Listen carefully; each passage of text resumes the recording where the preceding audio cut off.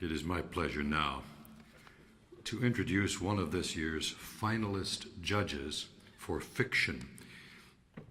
She is the Briggs Copeland Lecturer in Fiction at Harvard University. She is the author of 2 novels, Saudade, that's St. Martin's Press, 1994, Mariana, HarperCollins, 1998, selected as one of the top 30 international books of 1998 by the Library of Congress. Vado and Other Stories, winner of the 1997 Drew Heinz Literature Prize, is her first collection of short fiction and grounded in the meaning and value that the land gives to all human experience. She is a recipient of the National Endowment for the Arts Fellowship, the first Portuguese American to have her work recorded for the Library of Congress, housed in the Hispanic Division. The Portuguese American Women's Association named her their 2002 Woman of the Year.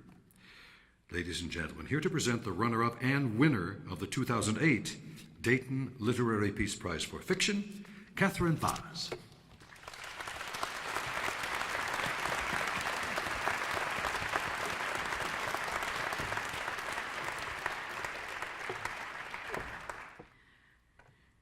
I'm now delighted to introduce fiction winner Junot Diaz, whose novel, The Brief, Wondrous Life of Oscar Wilde, has garnered such well-deserved accolades. It's appeared on numerous Best of 2007 lists and won a full garland of awards, including the 2007 National Critics Circle Award and the Pulitzer Prize. Born in the Dominican Republic, Diaz moved to New Jersey as a child and later worked his way through Rutgers and Cornell. I spent a tortured year in the Ironbound district, so we have to compare notes later on. He's won a Guggenheim, an NEA, a Rome Prize, among other achievements, and he first burst onto the scene in 1996 with his story collection, Drown. There's something commendable and heartening about that decade between books. It recalls Rilke's comment about the need to live through many things, in Rilke's words such as the sickness of a loved one, the cry of a child, many sunrises, and maybe now we can add through the tossing out of many pages and the abandonment of many lost byways before one can write a single line of poetry with a voice that's alive. And what voice in Diaz's book's pages, and how immensely alive.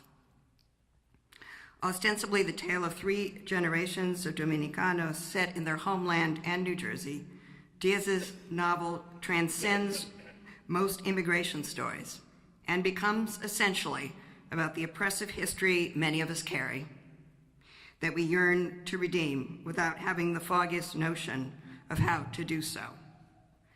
I myself was moved to tears reading it.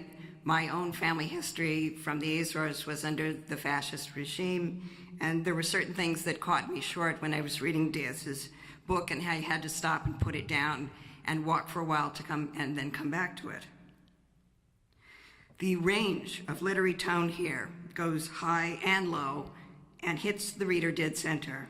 I've read plenty of books that have made me laugh out loud, some fewer that have made me cry, but this one did both. I'll have to forbear in revealing the ending, which is a really bad weakness of mine, because it carries such a reverberating surprise, such jolting tenderness that you'll never be the same afterward. The era of the dictator Rafael Trujillo starts out as footnotes that root into the book and bloom straight into the midst of the Cabral family, both tangentially and full force. I can't resist one of my favorite footnotes regarding Jesus de Galindez, whose criticism of the regime extends to a dissertation he writes at NYU, which gets him, quote, gagged, bagged, and dragged back to La Capitale, and legend has it when he came out of his chloroform nap, he found himself naked, dangling from his feet over a cauldron of boiling oil, El Jefe, Trujillo, nearby with a copy of the offending dissertation in hand. And you thought your committee was rough? Oscar almost manages to shake off history's reach thanks to the sheer pinned under a boulder aspects of his own life. He's hapless, bright, overweight, earnest, nerdy, sci-fi obsessed, and need I add virginal, but sexually and romantically saturated. And I couldn't help mentally pronouncing his name while reading not as wow, but as woe. But he won't escape a parallel from his mother's direct confrontation of her legacy. Belisha is unappeasably fierce, especially toward Oscar's only sibling, his sister Lola. Belisha's father, Abelard, was an intellectual finally imprisoned and broken for one wayward joke about the dictator, and Belisha was dragged into a cane field and beaten almost to death for being in love with the wrong man. Stubborn love is set in place as the Cabral trademark to trump and defy terror. Oscar at first suffers garden variety horrors, endless taunts and cruelties. They remind me what the nuns of my school called the evidence that gossip and cruelty is against the commandment, thou shalt not kill. But in the end, it is Oscar, not someone given to political awareness or activism, who makes a mad, shocking, fervent case for love being the only thing that can break the stranglehold of history. He will enact an echo of his mother's defiance in a way that will break your heart and put it back together with a searing new definition of redemptive courage. This novel sings with manic energy, wild asides, brilliant Spanglish, written with a passion that puts you in a new world, one all its own, but also the world we all recognize. The brief, wondrous life of Oscar Wilde is about passion being the primary and primal saving grace. No wonder that the New Yorker's listed Junot Diaz as one of the top 20 writers of the 21st century, and I'm thrilled to introduce him now and to applaud a novel of enduring beauty and power, our winner of the 2008 Dayton Literary Peace Prize in Fiction.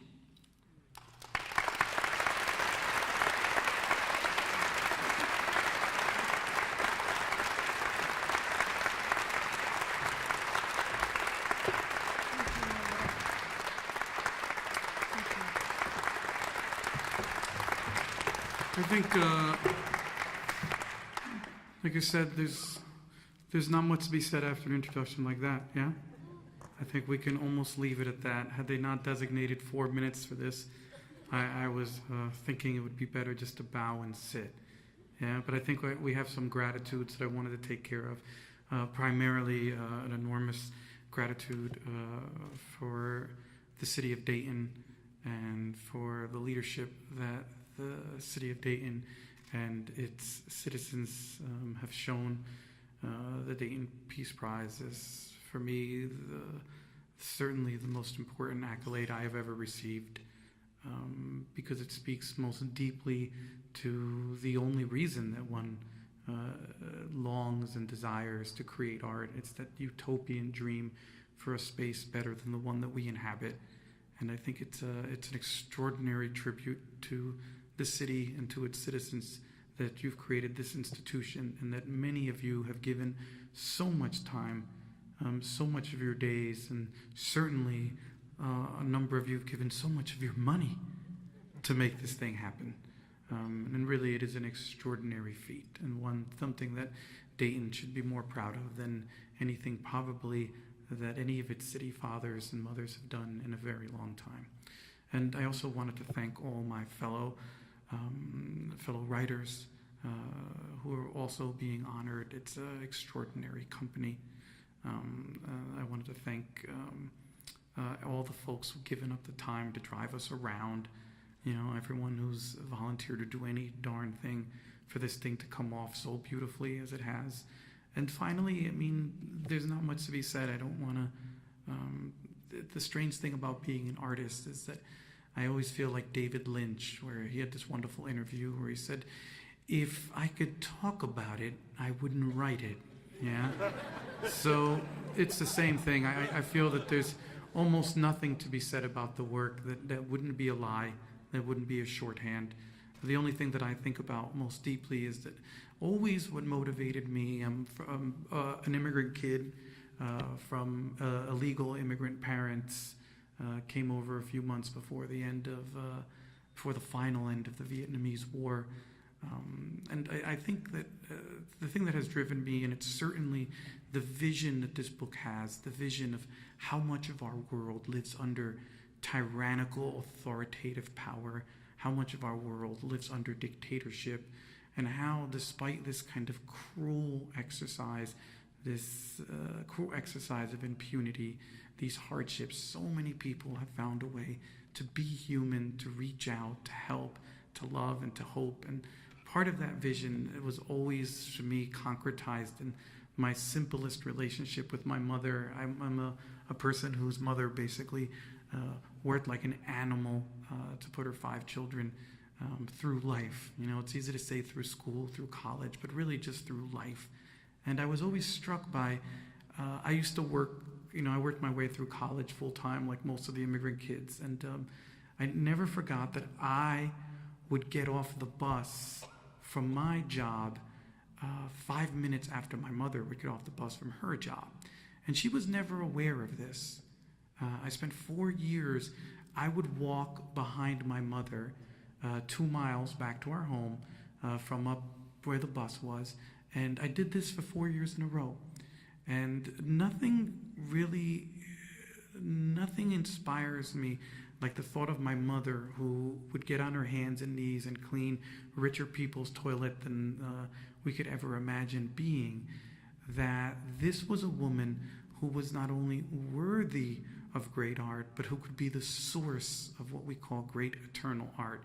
And it was in those walks, when I would walk behind her and just look at my poor mother coming home from this exhausting time, that made me aware that this was not only a possibility, but it was something that I could come as close to naming my calling. That the most simple, humble people are the source of everything that we could call human. So with that, thank you so much.